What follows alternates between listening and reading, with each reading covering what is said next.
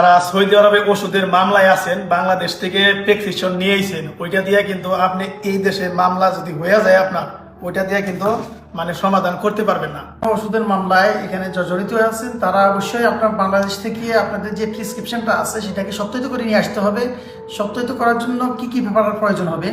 প্রথমত আপনার ডাক্তারি যে প্রেসক্রিপশনটা আছে, ডাক্তারের সাইন লাগবে, সিল লাগবে। এরপরে বাংলাদেশে স্বাস্থ্য মন্ত্রণালয়ের অ্যাটেস্টেড করতে হবে, তারপরে আইন মন্ত্রণালয় অ্যাটেস্টেড করতে হবে, তারপরে পররাষ্ট্র মন্ত্রণালয় অ্যাটেস্টেড করতে হবে।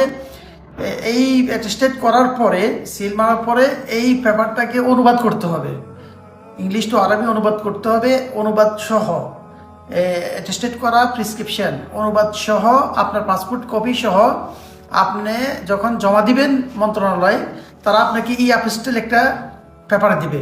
ই অ্যাপোস্টেল একটা পেপার দিলে ওই পেপারটা সহ আপনাকে পরে 5টা কপি হবে। প্রথমত আপনার প্রেসক্রিপশনটা, তার অনুবাদ, অ্যাটেস্টেড করা, আর আপনার পাসপোর্ট কপি, আর ই অ্যাপোস্টেল পেপারটা।